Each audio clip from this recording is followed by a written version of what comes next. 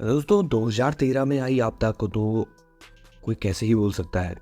क्योंकि केदारनाथ ही नहीं बल्कि केदारनाथ से जुड़े हुए पूरे जो वैली थी, उस पूरी वैली के लिए एक बहुत दर्ददायक और कष्टकारी घटना थी, जिसने ना सिर्फ जो हमारी संपदा थी, प्राकृतिक संपदा थी या फिर हमारे वन संसाधन थे, उन्हें प्रभावित किया, बल्कि पूरी तरीके से आप यहाँ पर देख सकते हैं, जिससे कि वहाँ पर जितने भी मानव क्षति हुई है, पशुओं की क्षति हुई है, वो सारी तरीके की समस्याएं और क्षति वहाँ पर देखने को मिली थी। लेकिन बहुत सारे लोग इस बारे में बात करते हैं और कहते हैं कि ये इस कारण से हुई थी। बहुत सारे वैज्ञानिक कारण भी निकल के सामने आते हैं, लेकिन जो धार्मिक आस्था रखते हैं उनका भी अपना एक मत है। और वो लोग कहते हैं कि दरअसल उससे कुछ दिन पूर्व ही, जो कि जब आप चारधाम यात्रा मार्ग पर जाते हैं तो श्रीनगर जाते वक्त श्रीनगर से रुद्रप्रयाग के बीच में एक मार्ग पड़ता है, कलियासोत।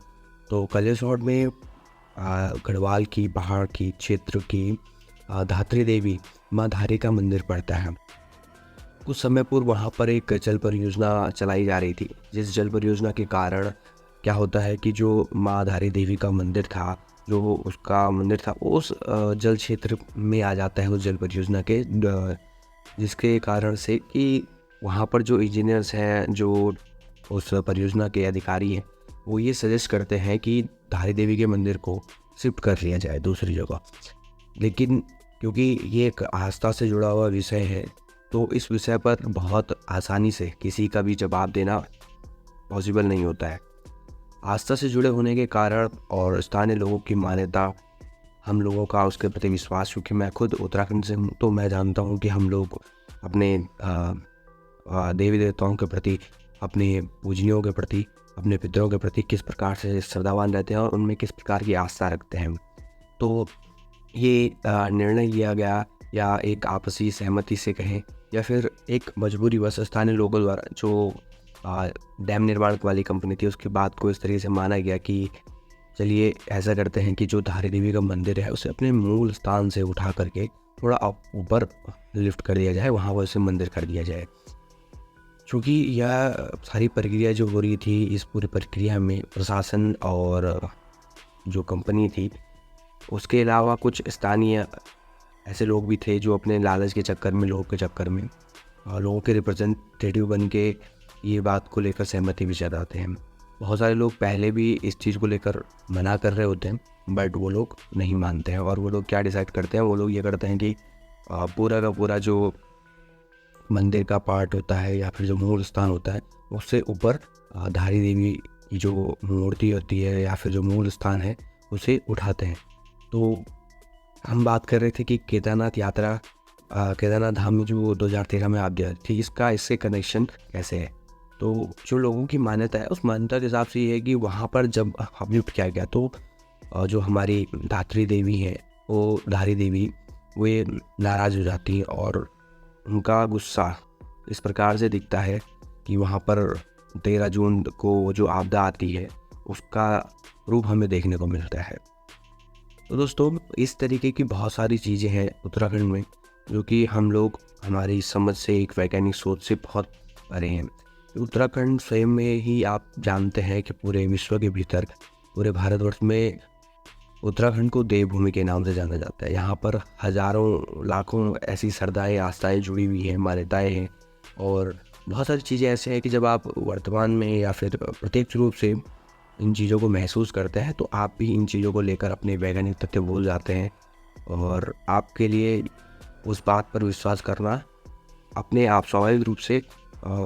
वो बन जाता है कि क्या समस्याएं हैं और वास्तविकता क्या है। क्योंकि अनुभव जो होता है, अनुभव से ही इंसान ये चीज़ समझता है कि जो समस्याएं हो रही हैं या जो दिक्कतें हो रही हैं, वो क्या हो रही हैं। तो हम लोगों का जो इस पूरी स्टोरी लाइन को बताने का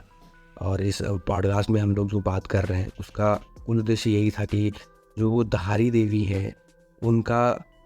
केदारनाथ आपदा से क्या कनेक्शन था। तो ये हमने एक बेसिक बातचीत हमने समझी। इसके बाद मैं आपको बताना चाहता हूँ कि धारी देवी जो वहाँ पर हमारी धात्री देवी हैं, हमारी क्षेत्रीय देवी हैं, और हमारी रक्षक के रूप में, 4 धामों के रक्षक के रूप में धारी देवी को धारी देवी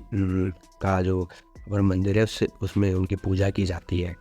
तो मान्यता ये है कि धारी देवी का जो मंदिर है वहाँ पर जो मूर्ति है वो दिन में 3 बार स्वरूप बदलती है। उस स्वरूप बदलने का भी पीछे भी एक मान्यता है, एक कहानी है जो आम स्थानीय लोगों के बीच और पूरे लोग जो वहाँ पर लोग हैं उनके बीच प्रसिद्ध है। कुछ लोगों का ये भी मानना है कि जब वहाँ पर बहुत समय पहले की बात है, कि जो धारी देवी थी वो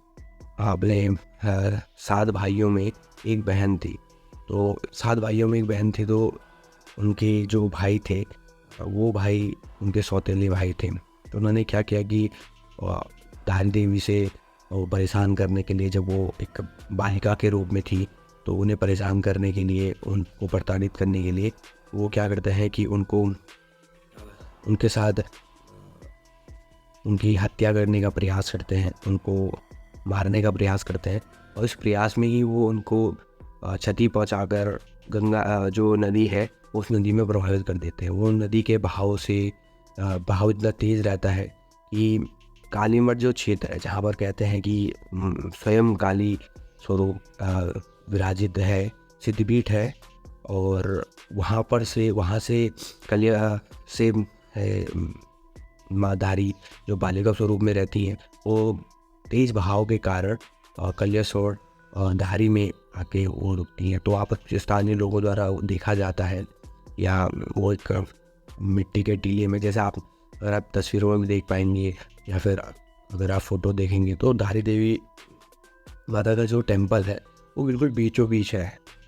पानी के बीचों बीच एक टापू के उसमें वहाँ पर है। तो जब बहाव आता है तो बालिका स्वरूप में जो घायल वहाँ रहती हैं वो कलियासोड़ तक बह कर जाती हैं। तो क्या होता है कि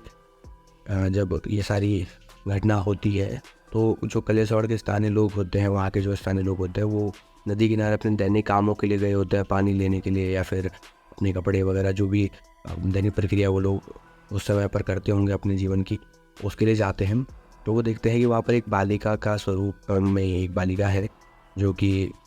घायल अवस्था में है, और वो कहती है, पुकारती हैं कि क्या पूरा उनके साथ हुआ है और उनको क्या क्या चीज़ें समस्याएं हो रही हैं। तो इस प्रकार का प्रकरण होता है, जिसके बाद से कि जो स्थानीय व्यक्ति है वो उन्हें लेके आता है। तो माना जाता है कि तभी से ही उस स्थान को माँ धारी का स्थान माना जाता है, और वहाँ पर माँ काली जो है वो एक बालिका के रूप में स्थापित की गई है। इसके अलावा एक और मान्यता भी है धारी देवी के बारे में। वो मान्यता ये है कि धारी देवी में मंदिर जो है वहाँ पर जो माँ की मूर्ति स्थापित की गई है, वो मूर्ति दिन में 3 बार अपना स्वरूप बदलती है। माना जाता है कि सुबह समय वे जो मूर्ति होती है वो बालिका स्वरूप में देखी जाती है। इसी प्रकार से धीरे धीरे उसमें हम ये फ़र्क देखते हैं कि वो मूर्ति एक वयस्क का स्वरूप लेने लगती है। तो ऐसी धार्मिक मान्यताएँ भी हम लोगों को देखने को मिलती हैं। तो कई सारे अगर आप जैसे सर्च करेंगे गूगल पर या फिर उस पर, तो आपको देखने को मिलेगा बहुत सारे लोग ये चीज़ कहते हैं कि उत्तराखंड में एक ऐसा मंदिर है जहाँ पर स्थित मूर्ति दिन में 3 बार स्वरूप बदलती है। तो ये चीज़ भी जुड़ी रहती है। और वास्तविक तौर पर जब भी माँ धारी या फिर हमारे क्षेत्र की जो भी क्षेत्रीय देवी होती हैं, धात्री देवियाँ होती हैं, मान्यताएँ हैं, जब हम वास्तविक प्रत्यक्ष रूप से ये अनुभव करते हैं कि क्या शक्तियाँ हैं या क्या प्रोसेस रहती है उस पूरी प्रक्रिया में, क्या क्या चीज़ें होती हैं, तो तब जाके हमें भी अनुभव होता है कि दरअसल ये जो बातें हैं, इन बातों में कहीं ना कहीं सत्यता है, और कहीं ना कहीं हम लोगों के जीवन पर जो प्रभाव पड़ रहा है, जो अनुभव हमें मिलता है, वो चीज़ हमें देखने को मिलती हैं। तो दोस्तों, आज की पॉडकास्ट में मैं अपनी बात को यहीं पे ख़त्म करूँगा। मुझे उम्मीद है आपको ये पॉडकास्ट पसंद आया होगा। अगर हमारे साथ आप नए हैं तो हमारे चैनल को लाइक से सब्सक्राइब, और अगर फेसबुक पर देख रहे हैं तो फॉलो करना ना भूलें। तो इसी के साथ आज के इस पॉडकास्ट में इतना ही।